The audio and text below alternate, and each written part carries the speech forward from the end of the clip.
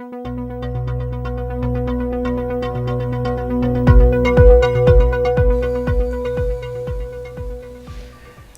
your take on Russian Doll? Russian Doll. Russian Doll isn't a show of a take. It's a show of a multitude of takes and insists, not merits, insists on multiple viewings. There's the luminosity of the performance, of the performances, but specifically of the lead. Secondly, there's the exceptional quality of the script. And thirdly, there's the wonderful music. I can't get the opening theme out of my head days after watching it. And I like also with the music is that it's there as an accent, but it's an accent that you cannot ignore.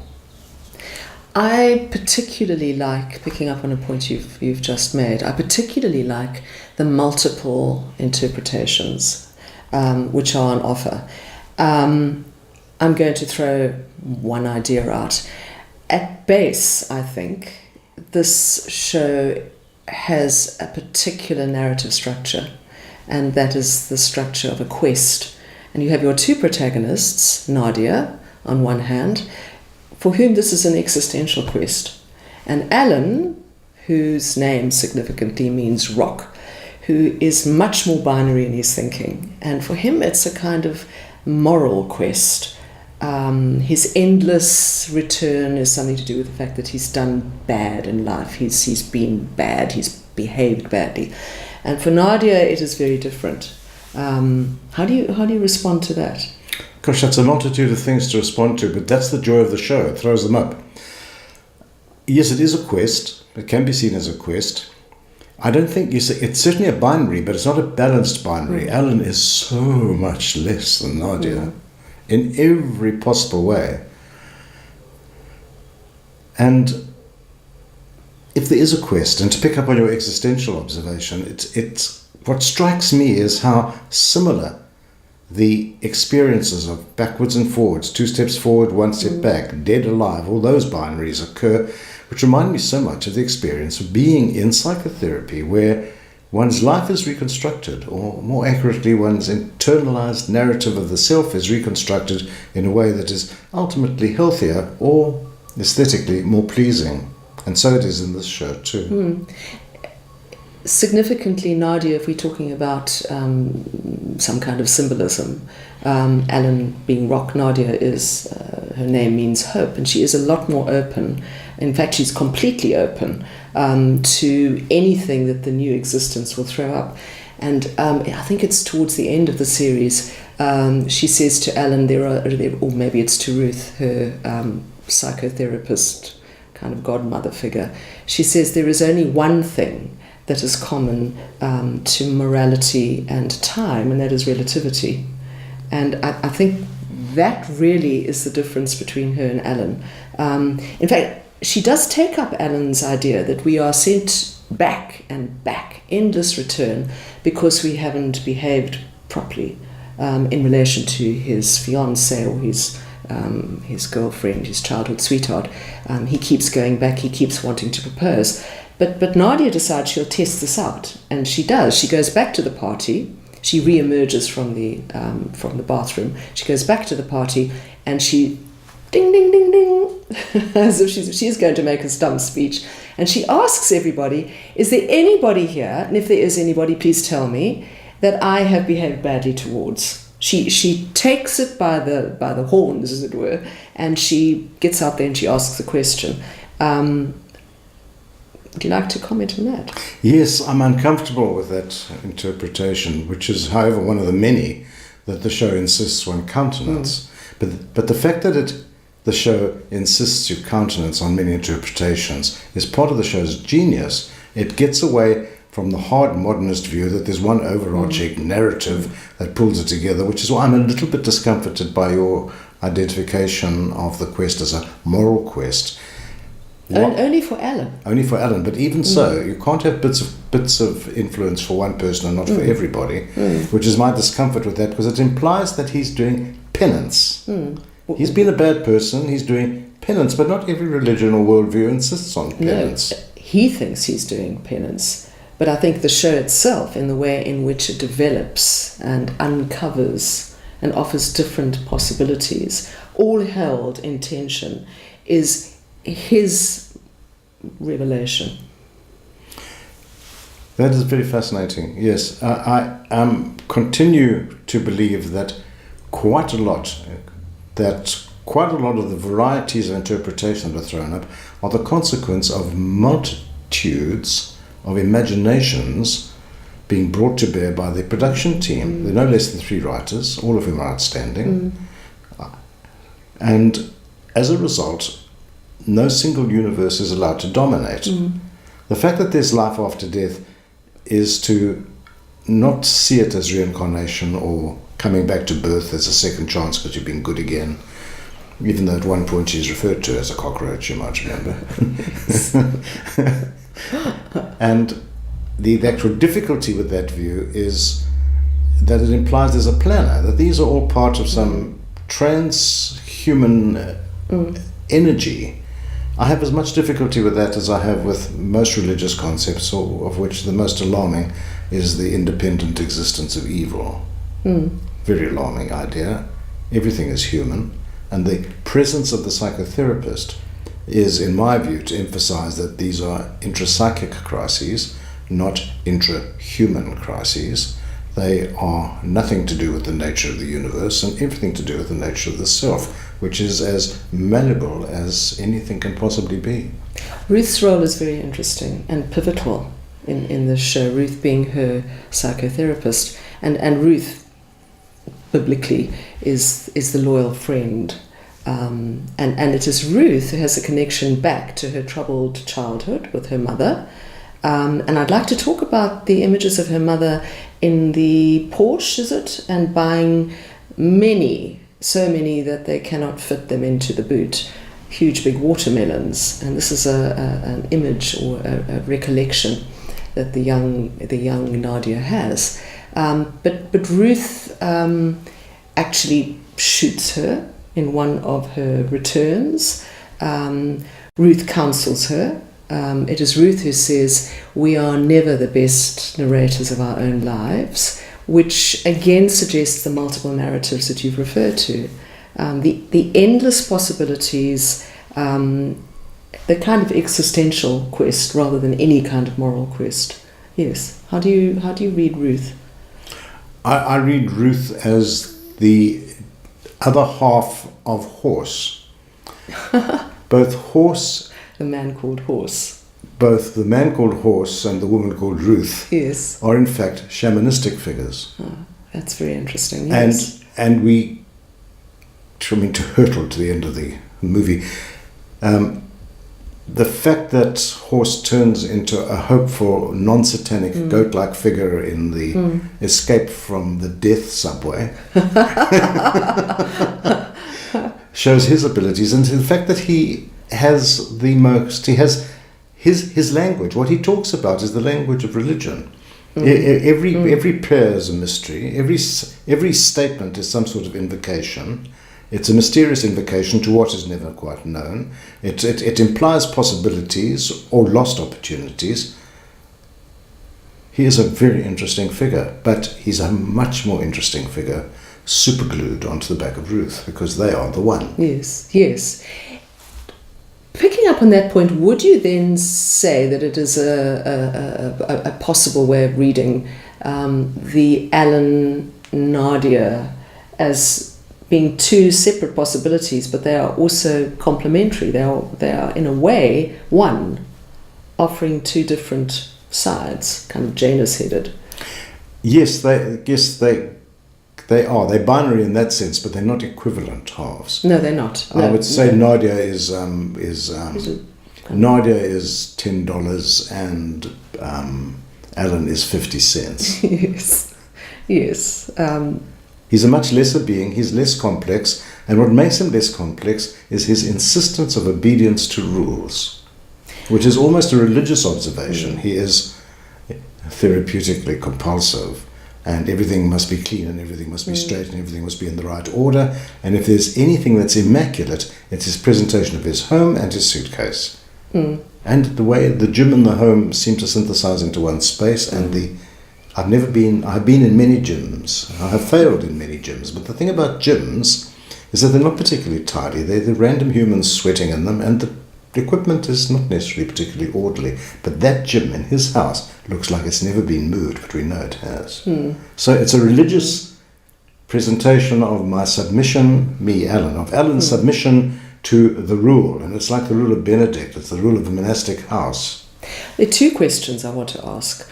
One is, why is Alan necessary as a 50 cent and compared to $100? Why is Alan necessary in this narrative? Would the show have been diminished, lost interest, if we simply had Nadia and her various adventures in and out of the bathroom as she dies, comes back, looks in the mirror and starts all over again? It's the first one. And the second one relates to Alan and his childhood sweetheart, whose name is also, I think, quite significant. Beatrice. Sorry, there's a lot there, but why is Alan necessary in this narrative? He's structurally necessary because every story needs a subtext. Okay. And what he presents is not only subtext, but an alternative to what might have been. Here's someone who actually kills himself, properly and literally. Yes, of course. And she never kills herself. No. In fact, she's not going out of her way to kill herself. She's going out of her way not to die. He would like very much to die, please, if he could only get round to it. Yes. And so he dies and he undies. Yes. He doesn't come back to life, I might add. He undies. It's not the same as being alive. That's a wonderful way of putting it, yes. Whereas Nadia is unambiguously the most vibrant, pulsing, solar system, multi-universal, Milky Way of energy, a constant nova. And big close-ups of Nadia, lots.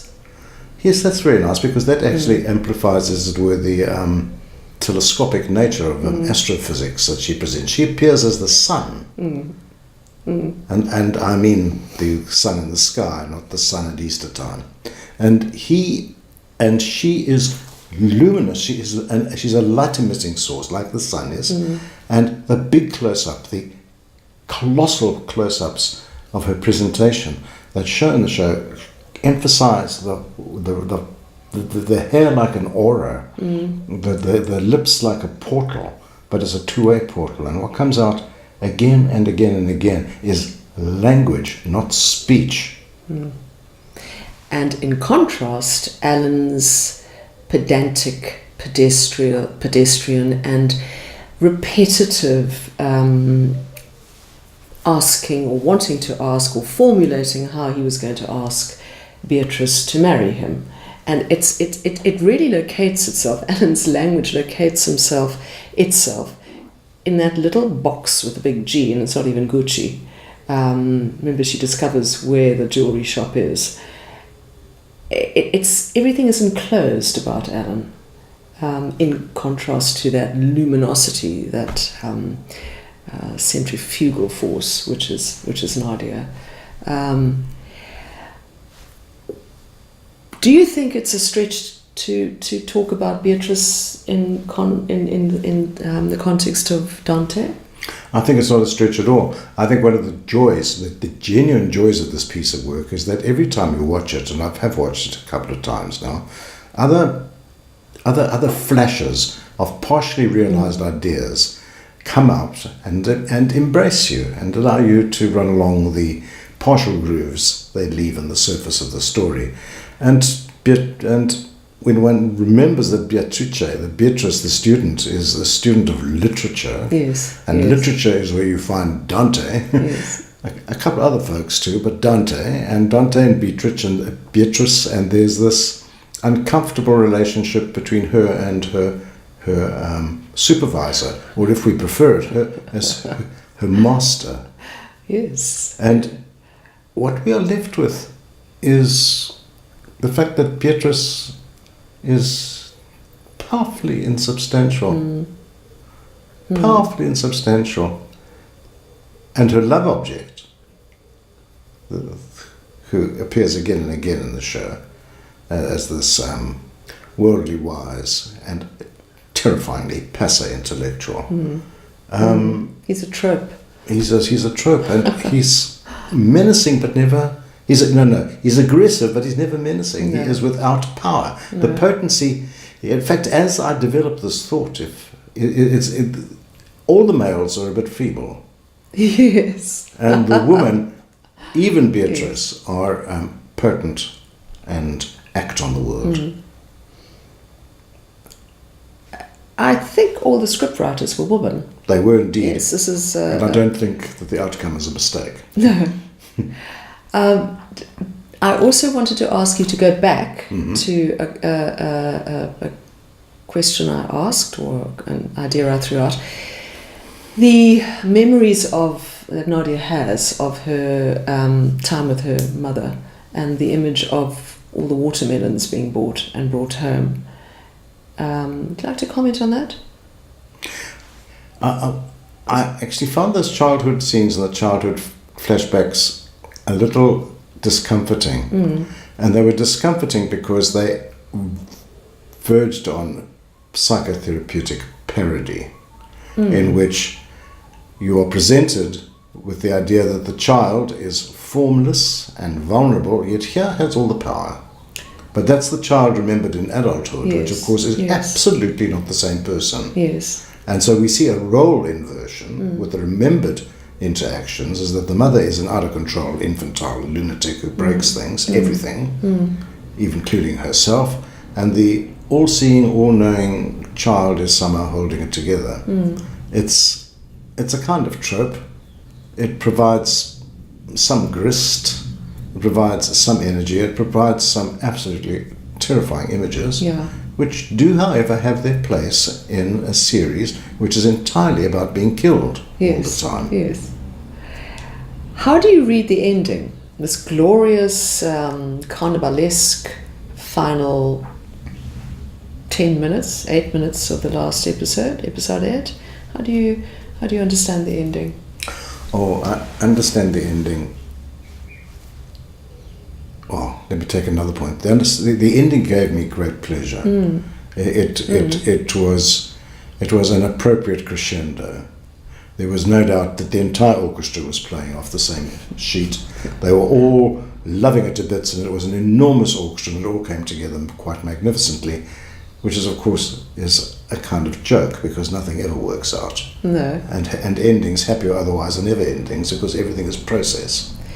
And what I was grabbed by was the complexity of clues that the musical track gave from time to time throughout the show. Yeah. It wasn't just a playlist. No, it was a text. It was a text, and I realized about 10 seconds before the appearance of the Day of the Dead scene in the subway that the music had a mariachi trumpet feel to it, which acted as an overture. And then what came out of the subway was absolutely marvelous, because it was a counterpoint to what went on to her return to the party. Yes. And what we saw in what was coming out of the subway this Day of the Dead is that no one was recognizable except Horse and Alan and Nadia. And multiple Nadias.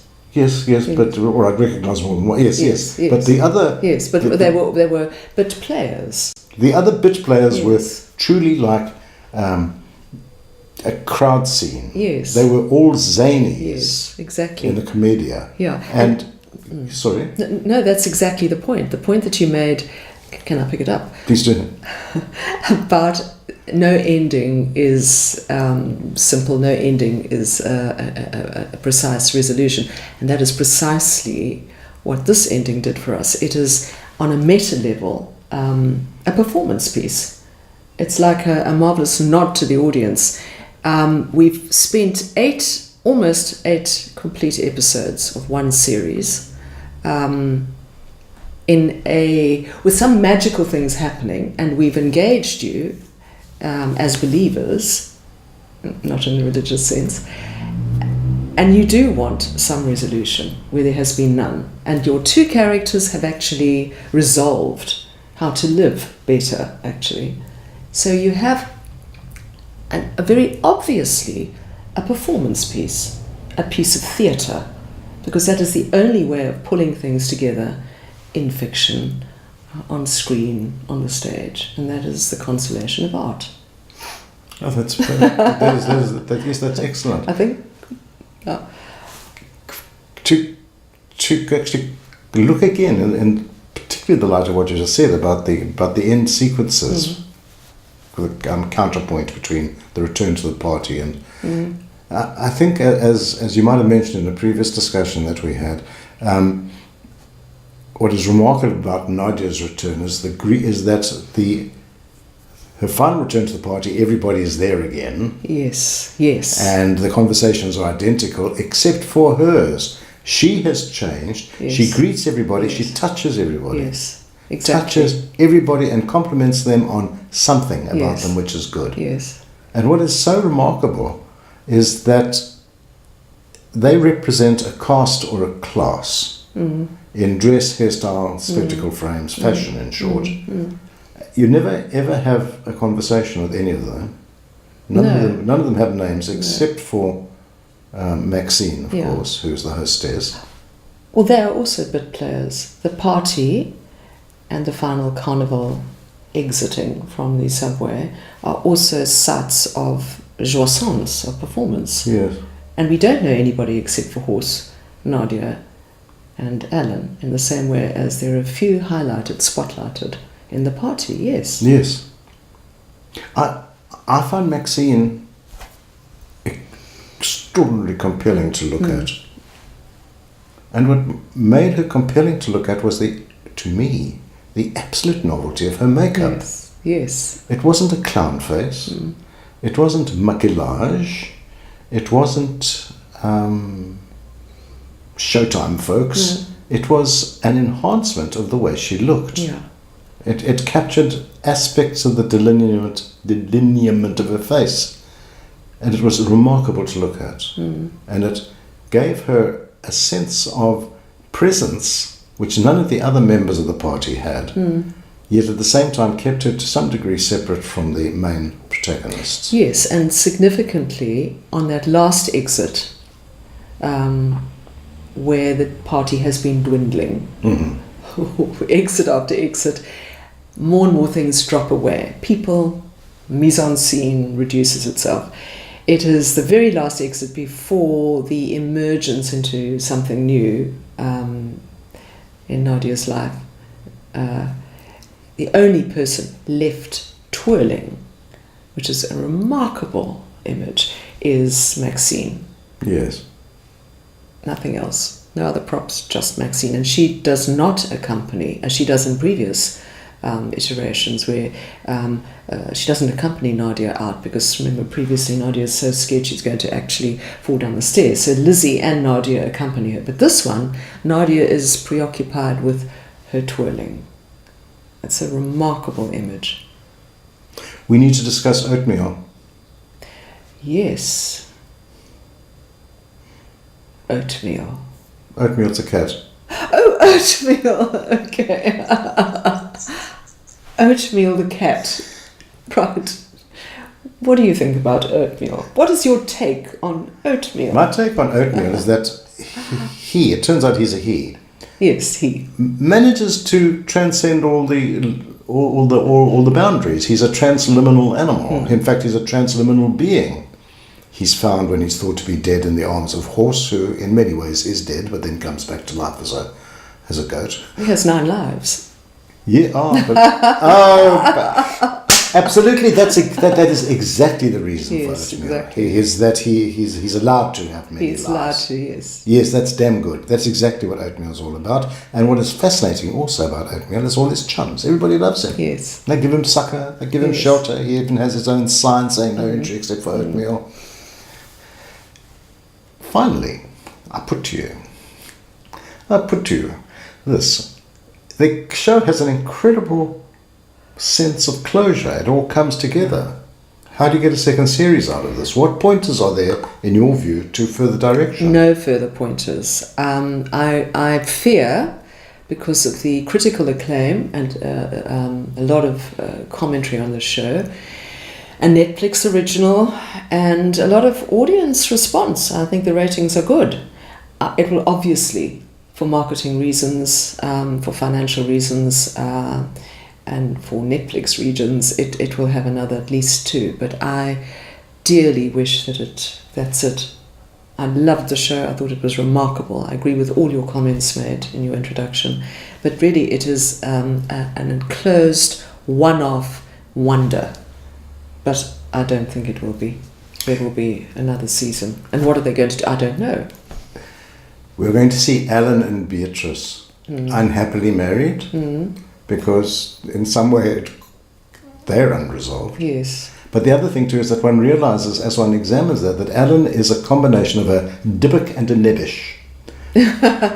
Both of these are bad things. Yes, and however many times he dies, it hasn't really changed him. Well, he keeps getting more and more Dybbuk-y. And what a Dybbuk is, yes, a Dybbuk is a piece of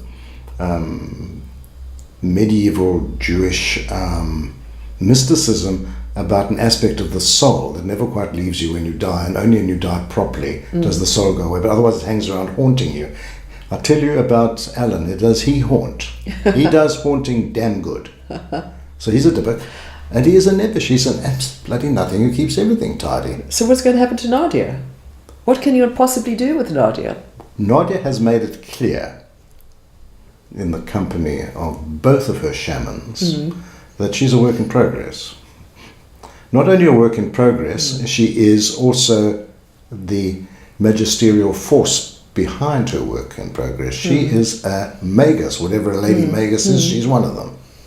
So, and we see it in the fact that she invents computer games. Yes, of which course. Which is a quasi-religious involvement that many fans flock to all over the world transnationally. She makes the narratives for those things. And her first one, like the creation, and I'm referring to the Bible now, Bereshit, the creation in Genesis, full of flaws. And as a result, those flaws allow the massive narrative of the Testament to explore and unfold and show aspects of wisdom and the capacity for human imagination.